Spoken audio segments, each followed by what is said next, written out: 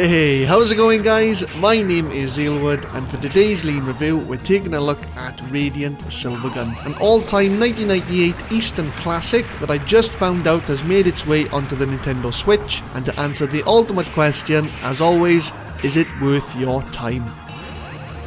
So, Radiant Silvergun, a single/multiplayer arcade-style vertical-scrolling sci-fi shoot-'em-up, set in the year 2520, where the inhabitants of Earth uncover a giant sentient crystal referred to as the Stone-like. Upon awakening, the crystal creates a catastrophic explosion that annihilates the entire human race, all except 4 spacecraft pilots lucky enough to be aboard the Tetra space station. 1 year later, you play as the pilot Buster, forced to return to Earth on a mission to restock your ship's supplies, only to find the planet has been completely engulfed by the crystal's mechanized army. Considering less than 2 weeks ago I had no idea what Radiant Silvergun actually was or how it played, literally within 5 minutes of gameplay I knew exactly why this was such a popular arcade title back in the day. Incredibly impressive 3D assets, an emotional yet powerful soundtrack standard, ingeniously simple power-up and chaining mechanics, all brought together with that merciless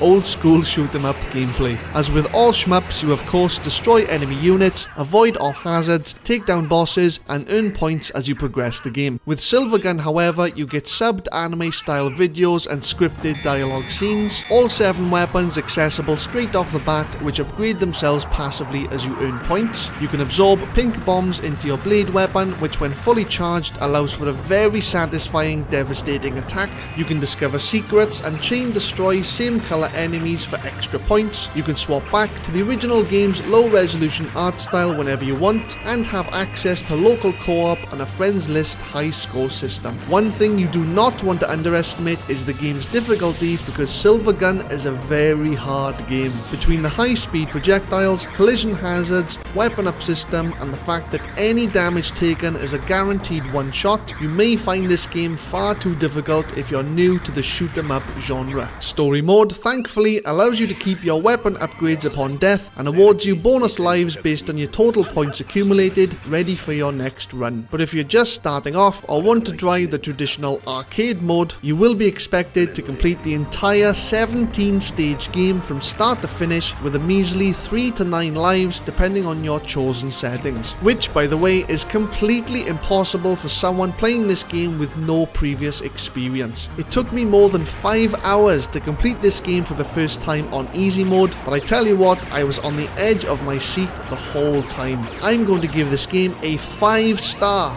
or 93 out of 100.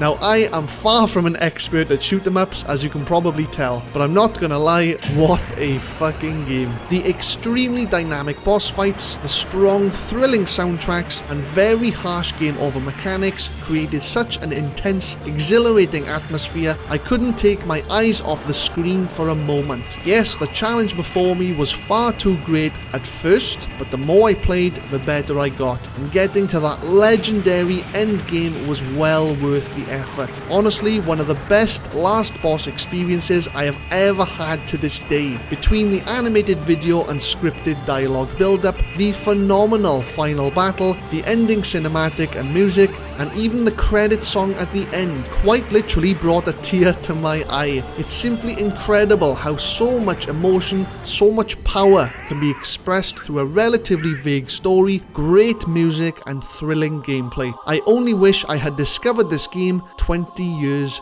sooner. Well guys, I hope you enjoyed the video. If you did, leave a like and let me know your thoughts on the game below. It's funny because YouTube actually suggested the soundtracks for this game to me more than a year ago. Didn't think anything of it. And out of nowhere, a gameplay video hit my homepage the other day, and within 60 seconds I already knew I loved this game. I did a quick Google search, and what a coincidence, it was released on the Switch just last month. If that's not a stroke of fate, I don't know what is. But as always, all the best guys, take care. Isaac, these nuts.